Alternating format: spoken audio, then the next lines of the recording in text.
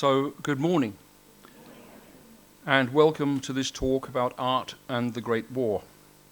I'd like to thank everyone in the Under Ground Theatre for their encouragement and technical assistance, and all those who have also been generous with their help, notably with visual sources in archives and collections, and rare books. It's on British art that I'll be focusing, though you will also see art from France and the United States. The talk is in 3 sections: posters, cartoons, and fine art, though poster artists and cartoonists would have been trained at art schools and were therefore, in their own fields, able to wield the techniques of fine art.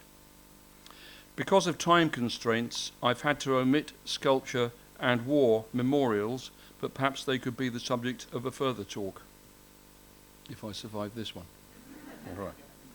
The opening image of a doomed attack on the German lines is John Nash's Over the Top, First Artists' Rifles at Marcoing, that's near Cambrai, 30th of December 1917. These soldiers may well have been encouraged to enlist by such posters as this one from 1915, Remember Scarborough, by the illustrator of Black Beauty, Edith Kemp Welch, and one of many posters issued by the Parliamentary Recruiting Committee. It's a good example of an image and text projecting emotional and moral force. In December 1914, German naval cruisers had bombarded Scarborough, Hartlepool and Whitby, killing 137. And here we see a burning town serving as a backdrop to Britannia leading the people in the call to arms against the Hun.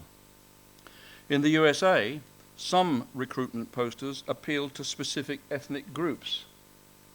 And here, from 1917, is a poster by Polish-born Witold Gordon, Polish Americans being urged to join the international war effort and help fight for Polish independence, a goal that would feature in President Wilson's 14 points in January 1918. War posters were also designed to raise funds for the Allied cause.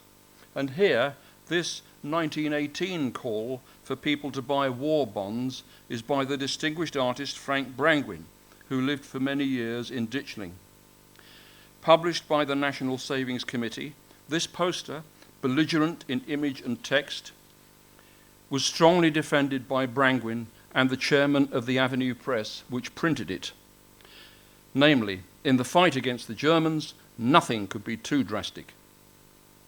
And just as Brangwyn was a famous designer of posters in Britain, so this artist, Théophile Alexandre Steinlen, was already well known for posters and illustrations in France, notably for the Chat Noir Cabaret on the left here in the 1890s, while on the right is his 1916 poster urging Americans to give money to Serbia, an Allied power under attack from the north and east, and whose army had been forced to retreat in the bitter cold and snow with their families across the mountains to the Albanian coast, where they were eventually evacuated.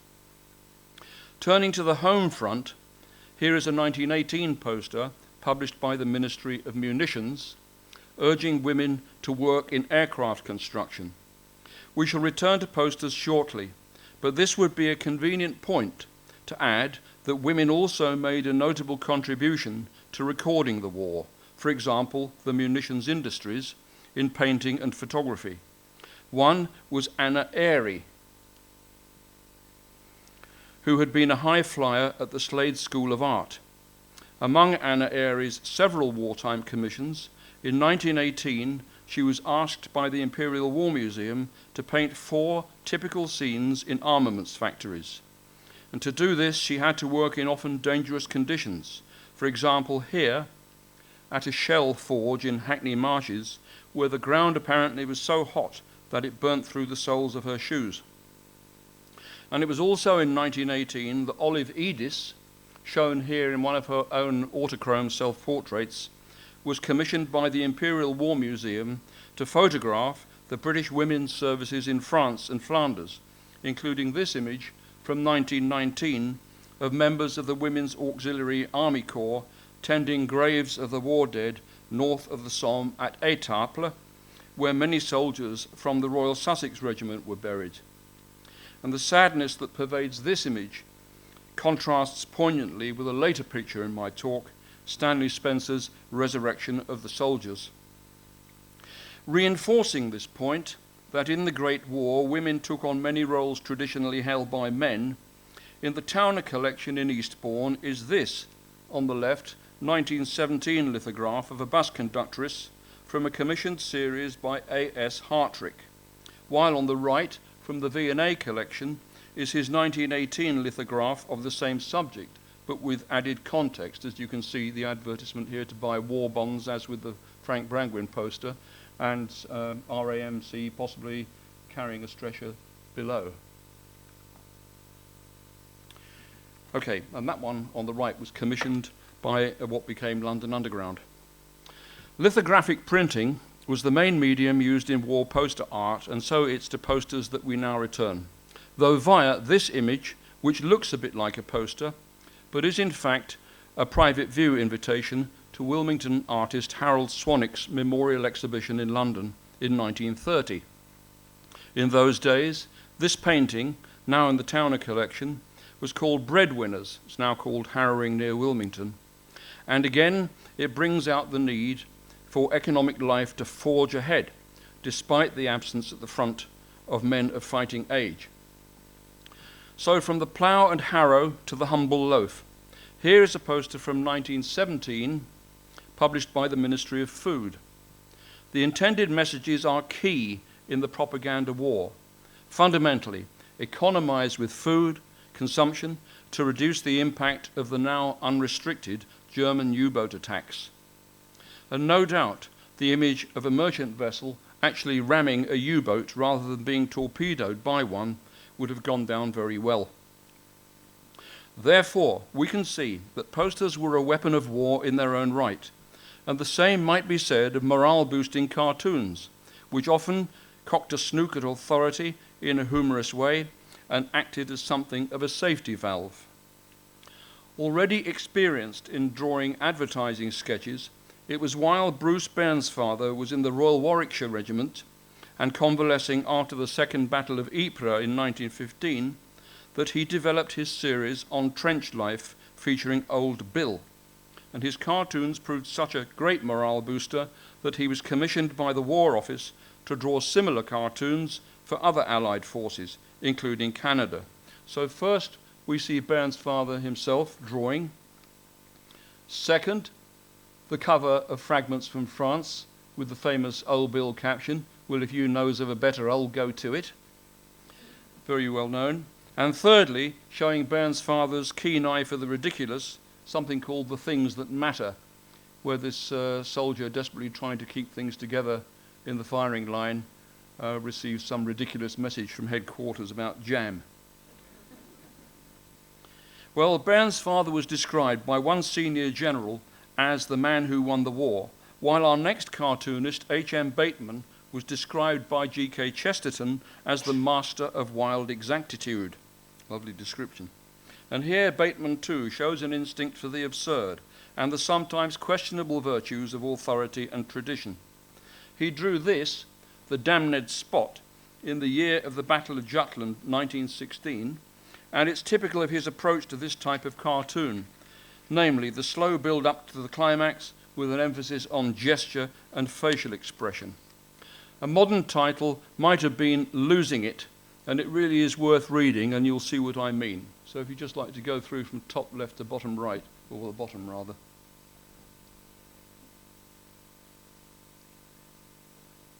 All because of a spot of paint.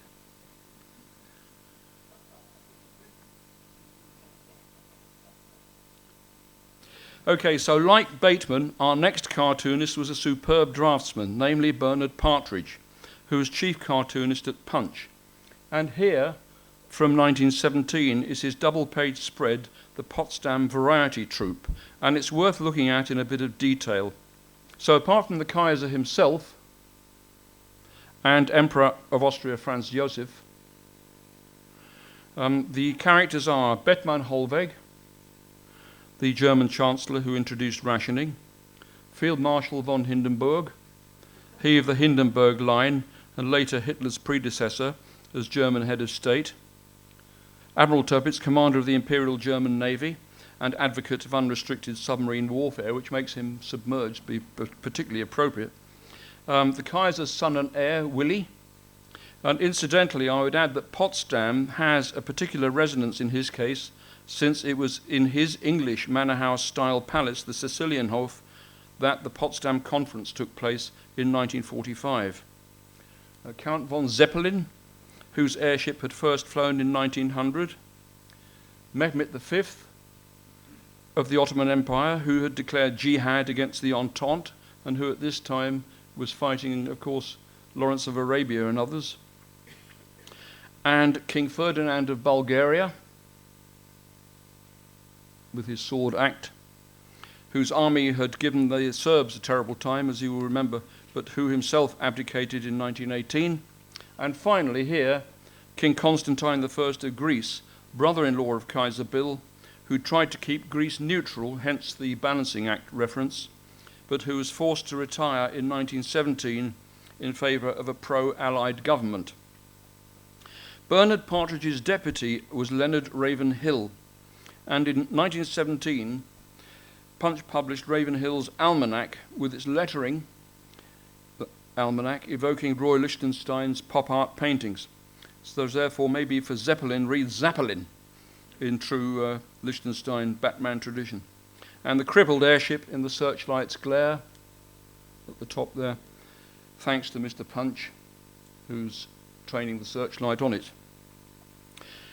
Now, moving smoothly into this one. Entitled A Coast Defence, this parallel work is by John Lavery, who, like Ravenhill, was a highly trained artist. A friend of Whistler, he had studied in Glasgow and Paris, where, at the Salon, he had a painting hung next to Manet's bar at the Folies Bergère.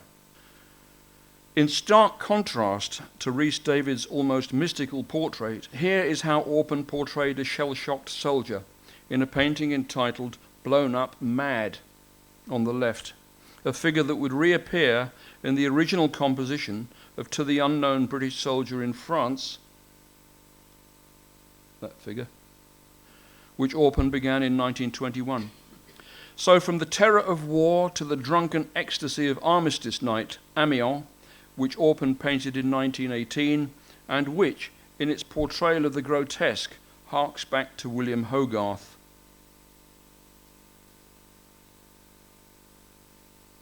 The mask-like faces and so on. And again, our favourite searchlights there. Okay, so before moving on, here is Major Orpen himself in the last of 3 self-portraits he painted on the Western Front in 1917. But the first official war artist was Muirhead Bone. He was appointed by the head of the War Propaganda Bureau, a liberal named C.F.G. Masterman, in May 1916. Indeed, it was to a large extent due to Muirhead Bone's lobbying that the official war artist scheme came about. Bone was already a renowned etcher, notably of architectural subjects, who had trained at the Glasgow School of Art and was then in the war commissioned as an honorary second lieutenant. And he arrived in France in August 1916. The Battle of the Somme was raging, and here is one of Bone's on-the-spot drawings, which captures the battle's depth of field, the reach, but also the proximity of bloody action. In the old official war artist scheme, Muirhead Bone also acted as a precedent. As art historian Paul Gough has written, quote, Bone had proved that artists could cope, indeed prosper, in the adverse conditions of the front and produce newsworthy images. And later, in 1916-17, he drew some superb views of shipbuilding and ships in dry dock. And this one adopts a vertiginous viewpoint. And it also helps to explain why Bone was known as the Scottish Piranesi, that Italian artist who created fantastically detailed and quite surreal drawings of prisons. Some people criticized Bone's drawings of the Western Front as being too distant, which cannot be said of this work, by Eric Kennington. Entitled The Kensingtons at Lavanti, it shows members of Kennington's platoon in the 13th Battalion of the London Regiment in the winter of 1914. And here they are in French Flanders, in the Lys Valley west of Lille. Lavanti was also where Anne Gregory's father, Tim, was stationed in early 1917 and, like Kennington, endured long treks in the cold. And Lavanti is where Company Sergeant Major Nelson Carter, VC, information about him in the foyer here, is buried. And I'll just point out to you Eric Kennington himself there in the balaclava. It was during convalescence in England that Kennington painted this work on glass and in reverse, so that the surface layers of paint were applied first, giving a highly luminous effect. It features the artist himself, as we've seen. Already 76 hours without sleep, he and his comrades had a further 5-mile walk before they reached the front line. When, in the spring of 1916, it was shown at the Goupil Gallery in Regent Street, its success proved an important boost to the official patronage of artists. And he had other established artists singing his name, not least John Lavery. Kennington also created a harrowing painting of the victims of a gas attack, but I'd like to focus here on John Singer Sargent's painting, Gassed. But first, some context. It was in March 1918 that a new Ministry of Information was created under Lord Beaverbrook, and within it, Beaverbrook created the British War Memorials Committee. And it was this committee that recruited virtuoso American artist John Singer Sargent, then aged 62, as an official war artist. Furthermore, the Prime Minister, David Lloyd George, wrote personally to Sargent, inviting him to contribute one of the so-called massive super pictures for a proposed Hall of Remembrance, which was to have been built on Richmond Hill. Sargent accepted, and in August 1918, while attached to the 199th Guards Division, he witnessed mustard-gassed troops at an advanced dressing station on the road southwest of Arras. And it was during the Allies' 100 Days offensive, following the Germans' last throw of the dice in the spring. Sargent used on-site sketches and notes and studio models to realise this painting, completed in March 1919, which stands some 20 feet long by 7 feet 6 tall. It was first shown at the Royal Academy and subsequently at the Imperial War Museum, and details of the scene include the fourth soldier leaning over here, vomiting from the effects of the gas attack, the soldier trying to guess the height of the duck board, and the orderly here warning him to watch out. The guy ropes of the treatment tent here. You can just see perhaps a football match on the horizon here in the background, and also a dogfight going on, and the harvest moon. The concept of harvest, of course, was a particularly mined theme in First World War art, its symbolism being clear. As curator and art historian Neil MacGregor has written, quote, Sargent gives his tragic procession a ritual, almost religious quality. His huge shoulders may be blinded, but through suffering they have grown in stature. In 1918, Stanley Spencer, too, was commissioned to paint a super picture for the proposed Hall of Remembrance, and here he is, third from the left, top row, while he was an orderly at the Beaufort Military Hospital in Bristol. Spencer had been one of the supremely gifted generation at the Slade School of Art before the war, which also boasted Paul Nash, Richard Nevinson, David Bomberg, Dora Carrington, and Mark Gertler. Spencer was 27 when he began work on his painting, which was based on his experiences in the Royal Army Medical Corps with the 68th Field Ambulance in Macedonia. It was called Travois Arriving with Wounded at a Dressing Station at Smol, Macedonia, September 1916, which must be one of the longest titles in the history of art. Following a British counterattack against the Bulgarians, wounded soldiers from the 22nd Division were taken for treatment in an old Greek church. seen there at the top. Based on memory and Spencer's deep Christian faith, the work is an imaginative interpretation. The improvised operating theatre evokes a nativity scene, with the wounded passing into light, salvation, and renewal after the dark dread of battle. Spencer's fellow Slade student, Paul Nash, also had a brother who was an artist. In Spencer's case, it was Gilbert, in Nash's, John. John's painting over the top we saw at the beginning of my talk, but for now, to focus on John's brother, Paul. Indeed, Paul Nash's is a particularly interesting story in the context of the Great War. Nash hated the jingoistic propaganda that seemed to sustain the war, and he was trying to help fill the truth vacuum left by the jingoistic press.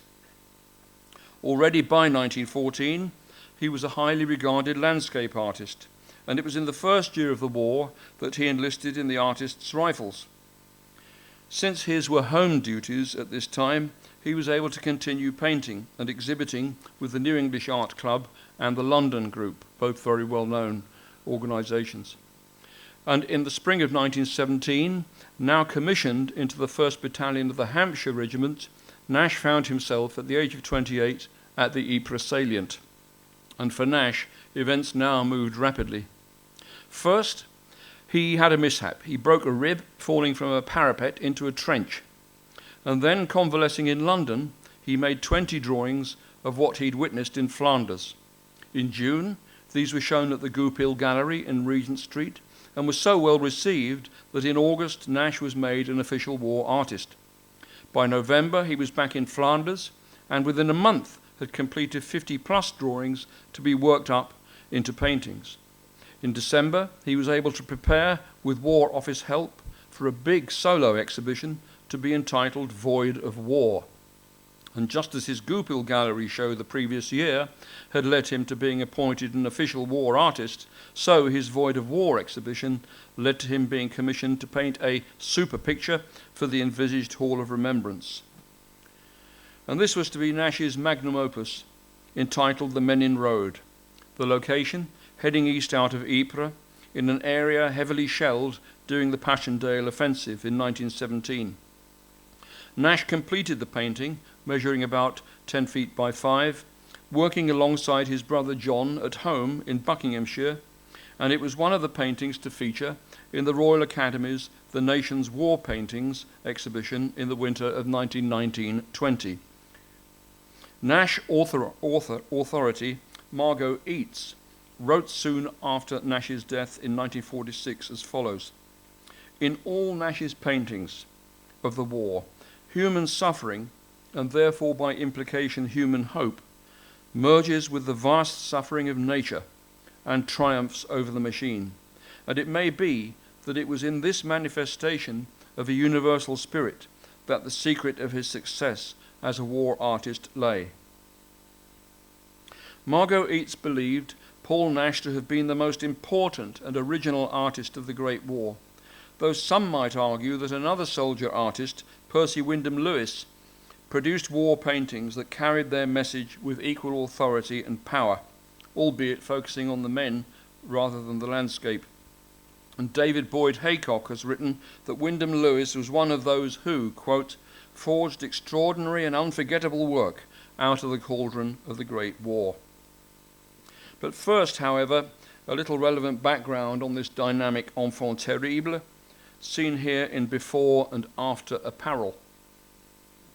From his HQ at the Rebel Arts Centre in Great Ormond Street, Wyndham Lewis led the Vorticist movement that, noted for its concentrated force and dynamism, was for a time at the cutting edge of the British avant-garde and a rival to Futurism and Cubism. Other Vorticists included William Roberts, Edward Wadsworth, Jessica Dismore, and the Frenchman Henri Gaudier-Brazeska. In 1914 and 15, Wyndham Lewis edited 2 issues of the iconoclastic journal called Blast. But in March 1916, he enlisted as a gunner in the Royal Garrison Artillery and became a highly trained artilleryman.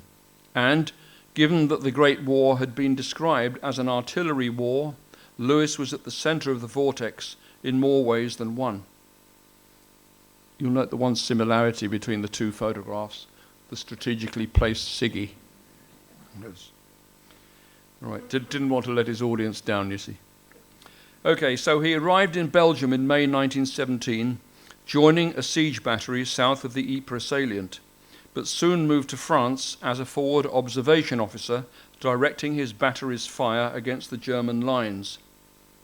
Lewis's battery also saw action at Passchendaele, but by December 1917, he had successfully applied to become an official war artist, first working for the Canadian War Memorials Committee and later for the British equivalent.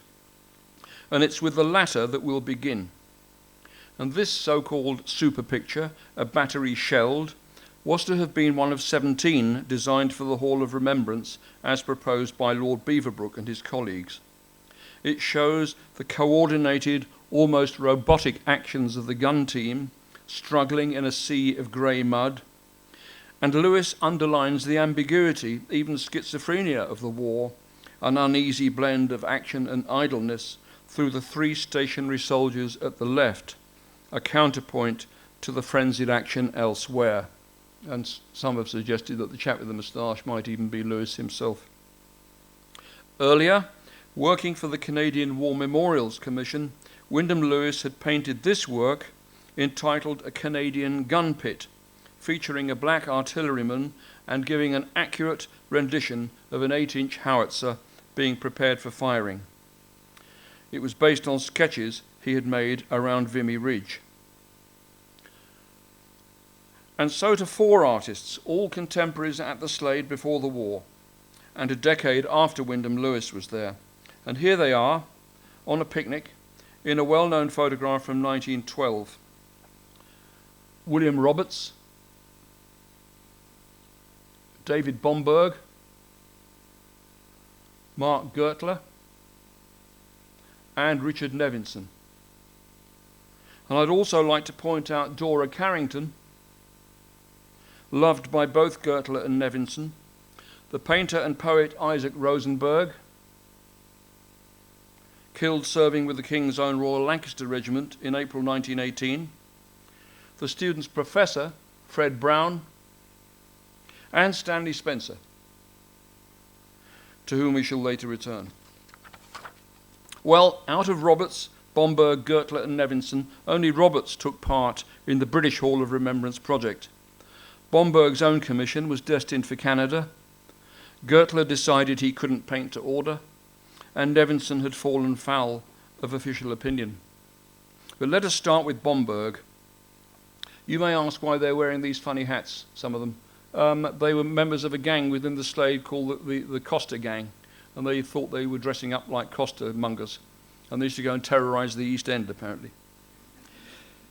Okay, so let's start with Bomberg. At the cutting edge of experiment in art, his work was written about thus by Wyndham Lewis himself, quote, "People are invited to entirely change their idea of the painter's mission and penetrate with him into a transposed universe, as abstract as, though different to, the musicians."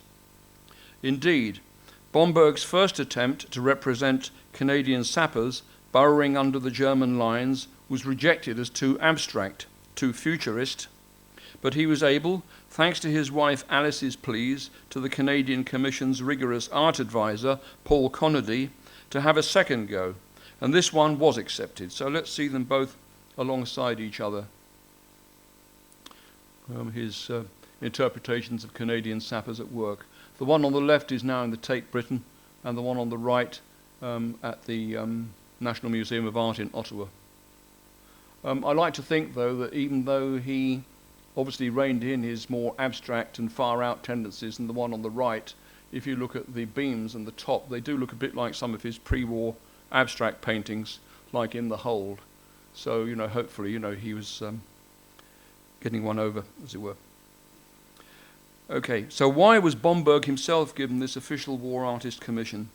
He had the necessary experience, having enlisted in the Royal Engineers in 1915, therefore knowing about sappers' work at first hand. And these paintings record Canadian sappers tunnelling at the St. Eloi craters. This tunnelling enabled 6 mines to be laid over 600 yards, which were exploded during the Messines offensive in July 1917, collapsing trenches and annihilating 2 frontline German companies. These were the deafening explosions that were reportedly heard by Lloyd George at home in Churt, Surrey. Now, whether they shook the apples from his orchard, I don't know. Anyway, Bomberg did many preliminary sketches to get the Canadian soldiers' uniforms right. And Bomberg biographer Richard Cork explains, and I quote, "He wanted the paintings to be a celebration of the unseen and largely unsung men who courageously burrowed deep underneath the earth for months on end to defeat the enemy." Like David Bomberg, Mark Gertler, seen here in a self-portrait, grew up in London's East End Jewish community. Gertler himself was a pacifist, and it was in 1916 that he painted this anti-war picture entitled Merry-Go-Round. Trapped by the horror, their aggressive stampeding horses beneath them, those men and women, military and civilian, fixed to this carousel of death, can only muster rictus grins and monk-like screams, their carousel suitably topped with a shell cap, and the clouds above alluding to a shell burst. D.H. Lawrence referred to merry-go-rounds, quote, violent mechanical rotation, and the ghastly, utterly mindless human intensity it conveyed. And he praised Gertler for having, quote, made a real and ultimate revelation. Standing in sharp contrast is this other painting featuring grey horses, Elizabeth Thompson, Lady Butler's Scotland Forever, painted in 1881, where the mood here is of glory, heroism, and the romance of war, as the Scots Greys charge at Waterloo. Merry-Go-Round itself is now in Tate Britain, and it featured in last year's highly acclaimed exhibition at the Dulwich Picture Gallery called A Crisis of Brilliance. However, after Gertler's suicide in 1939, it was found rolled up, forgotten in his studio. But now it can be seen to rank, perhaps, alongside Picasso's Guernica in the canon of anti-war paintings. One of Gertler's contemporaries at the Slade was William Roberts, born in Hackney of Irish parents, and this is a self-portrait he did while he was at the Slade. During the war, Roberts was, like Wyndham Lewis, an artilleryman. After intensive training in 1916, he saw action at Vimy Ridge, at Arras, and north of the Menin Road out of Ypres. A brilliantly talented painter, he was at last appointed an official war artist in early 1918, and in this capacity produced 2 major works: a shell dump in France for the Hall of Remembrance, now in the Imperial War Museum, and focused on here the first German gas attack at Ypres for the Canadian War Memorials Commission, which Roberts completed at the age of 23. Apparently, all the other subjects had been allocated to other war artists, so Roberts was left with this topic of the Canadian Expeditionary Force's first experience in June 1915 of poison gas during the Second Battle of Ypres, specifically on Gravenstaffel Ridge, about 4 miles northeast of Ypres, to the northern part of the salient. Vividly, it conveys the mayhem as the 45th Algerian Division, note the red trousers of the Zouave uniforms, flee panic-stricken from their frontline trenches towards the Canadian lines.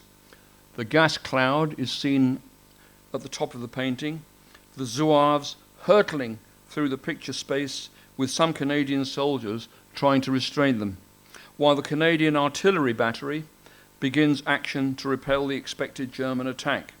And in these days of the war, before gas respirators, some of the Canadians are seen with handkerchiefs which they would have soaked in urine, presumably as an alkali. Anyway, although Roberts himself had not been present on this occasion, he knew artillery at first hand, and he undertook painstaking additional research. And the effect is of an eyewitness, so tangible is the experience. And so just to return to this painting from the photograph from the Slade picnic. And so we come at last to the artist sitting between Dora Carrington and Mark Gertler, C.R.W. Nevinson. That's Christopher Richard Wynne, normally known by his middle name Richard. And here he is in two later images. On the left, early in the war, in a friend's ambulance unit, and on the right, in a 1920s sketch by Dorothea St. John George, complete with facsimile signature. Richard Nevinson was greatly influenced by Marinetti and the Italian futurists, and though he came to disagree with their glorification of war, he still held to the idea that the futurist and cubist styles were those most able to put across the traumatic harshness of the war in the machine age. Very much the young star of the art world, and for now fated by officialdom, that's F-E-T-E-D. In 1915 and 1916, Nevinson took part in 4 highly successful exhibitions, in the last of which, the exhibition called War, at the Leicester Galleries in London, every work sold. Though a rebellious and larger-than-life character, Nevinson's health was poor. He suffered from chronic rheumatism, and so he was only briefly in Europe, first in a friend's ambulance unit based in Dunkirk, and second as an official war artist in July and August 1917, when he toured the battle zones around Arras and Ypres. But he had witnessed enough of the sacrifices of war, on land and in the air, to interpret it with vivid impact and conviction. However, it was in early 1918 that Nevinson had a confrontation with the branch of military intelligence that dealt with art. They sought to ban one of his paintings from a second solo exhibition in London, and this proved to be a clash that ended his career as an official war artist. The painting, Paths of Glory, ostensibly broke the rules, outlawing the representation of dead British soldiers. But Nevinson fought the ban, and over the soldiers' bodies simply stuck paper with the defiant word "censored." And his belief that the authorities were out to get him seemed to be confirmed when, for a major exhibition at the Royal Academy, the nation's war paintings in 1919-20, his works were hung in what he considered a less prestigious room.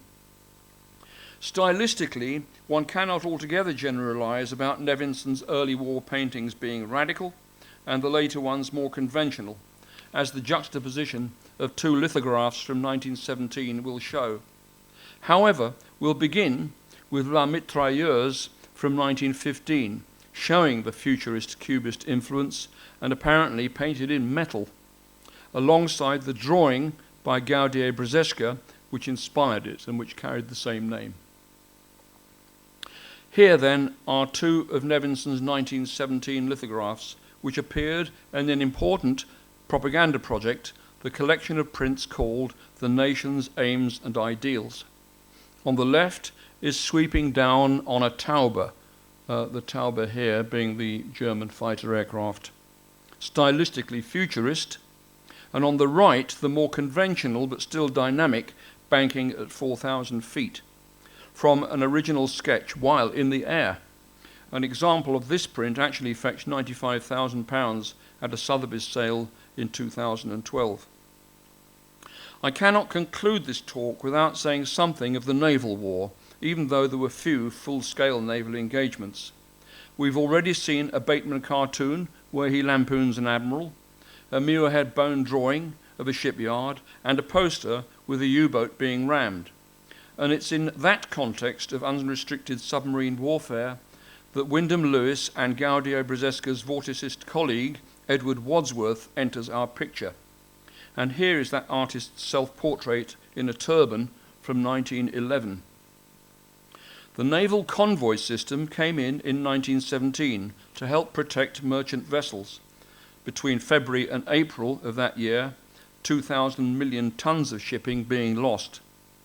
And to further enhance that protection, a distortion system of camouflage known as Dazzle was launched. Invented by the marine artist Norman Wilkinson, it was Edward Wadsworth who directed its execution. Over 2,000 ships in 1918, mostly in Bristol and Liverpool.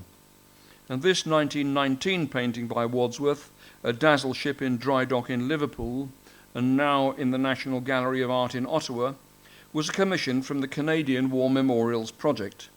And towards the end of that year, a special camouflage exhibition was held at the RA, the Evening Standard critic writing that, quote, "The woodcuts of ships by Edward Wadsworth are by far the best things artistically in the exhibition." And here then, both a serious and a humorous image. First, one of Wadsworth's amazing woodcuts, and secondly, a cartoon from Punch by Charles Grave, where the stevedore on the left is mistaken as part of the camouflage by the tar there on the right. There is a number of cartoons in Punch from those years, with examples of dazzle ships being incorporated. Although the Navy played a key role at Gallipoli, the most famous naval battle of the war was Jutland in the early summer of 1916.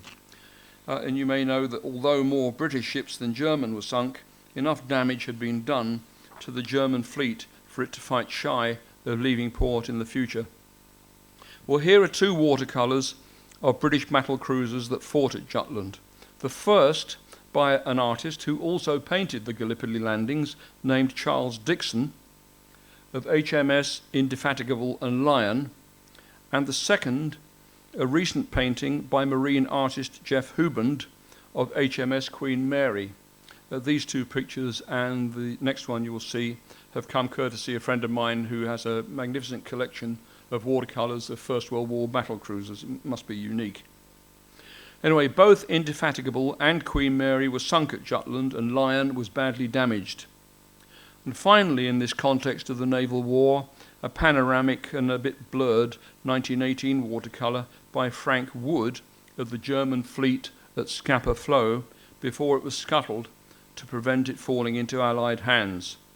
Although you may know the story about the British commander who said, well, thank goodness they've scuttled them. It means we haven't got to fret over who has what. Anyway, by way now of a conclusion, here are three images which offer perspectives on the memory of war, the sacrifices made by those who fought it, and those who sat in judgment after it and sought to consign world wars to history. We begin in Sussex with Harold Swanwick's sketch for an oil painting entitled The Silence, 11 a.m., November the 11th. And it's poignant that the ploughman and boy driver should be observing the Armistice Day silence in the field of life and fertility here, rather than death and destruction. The actual painting was shown at the Royal Cambrian Academy in Wales in 1925, the same year that Swanwick exhibited elsewhere with four more well-known artists that we have encountered today: Mark Gertler, John Nash, John Lavery, and William Orpen. And the second painting is by Orpen, his celebrated portrayal of the signing of the Versailles Treaty in the Hall of Mirrors. The protracted proceedings contributed to Orpen's dim view of politicians, symbolised by the fractured reflections and the politician's own smallness, dwarfed by the pitfalls of peacemaking. Although it's not clear at the top, you may have seen a small cartouche with the words Le Roi, Old French, R-O-Y, gouverne. And I don't know if he deliberately included that as a satire, on peacemaking. And as somebody else once said, the new boss, same as the old boss, plus ça change. Would things ever really be any different? Le Roi gouverne. And so to the crowning culmination of Stanley Spencer's 1926-32 commission, to execute a series of paintings for a memorial chapel at Berkeley in Hampshire. This formidable task totaled 19 large works on canvas, based on Spencer's experiences serving at a military hospital in Bristol and on the Macedonian front. The commission came from Louis and Mary Berrand, and it was Mary Berrand who was the driving force behind this project. And the chapel in which the paintings were to be housed was to be called the Sandham Memorial Chapel, after her brother, Lieutenant Henry Sandham, who, following a burst spleen, had died in 1919. So what we see now is entitled The Resurrection of the Soldiers, although with the hard-working Mills having, as Spencer determined, equal status. The fact that the altar itself and any cross upon it would, in the viewer's eye, superimpose themselves on the painting was key for Spencer. Indeed, he wrote, quote, "I wanted the feeling that these men so near to the altar could be sharing or seeming to share in Holy Communion, a sort of Last Supper changing to a resurrection breakfast." And as artist Paul Gough has suggested, experience in war of movement up the line, followed by battle, followed by recovery, is now projected into the Christian stages of innocence, fall, and redemption. Released from death, some soldiers lay their crosses at Christ's feet, and other crosses frame soldiers' faces near the front here in what Spencer saw as a kind of portrait gallery. So where else can one see fine art from the Great War? Well, there is a small but select display at the newly restored Ditchling Museum of fine watercolours by Louis Ginett of the Royal Fusiliers, and these show ruined buildings in Arras. While, on a huge and comprehensive scale, there is the Truth and Memory exhibition at the Imperial War Museum, and that's on till March the 8th next year. It is in 3 not obviously linked spaces, so ensure you see the section with several works by Nevinson, and a third one dominated by John Singer Sargent's Gast, which can only really be fully appreciated life-size. And the Kensingtons at Lavanti are also there. Again, important to see it live if you can for its miraculous surface. And brilliant works by lesser-known artists, such as Dorothy Cook, Austin Spare, and Percy Dell Smith. By the way, Paul Nash's The Men in Road is in the museum's new First World War galleries, and as things stand, you need a timed ticket to get in. This talk was preceded by music, and to end it, I thought you might like to see this poster by Duncan Grant, which, in upbeat fashion and with natural rhythm, calls for musical instruments to be sent to soldiers at the front. Once owned by Roger Fry, the artist and critic, or critic and artist rather, it was presented to the V&A by Fry's sister Marjorie, who had undertaken Quaker war relief on the Western Front. Well, thank you for coming to my talk, and I hope it has started or strengthened an interest in this remarkable and enduring field of art, a genre whose tradition reaches back to the ancient world via the Bayeux Tapestry to recent wars in Iraq and Afghanistan. Yet, so much of the art of the Great War has a message for all time and can clearly be seen less as a fanfare to war, more as an expression of the truths of war and, by extension, a plea for history to be remembered. Thank you.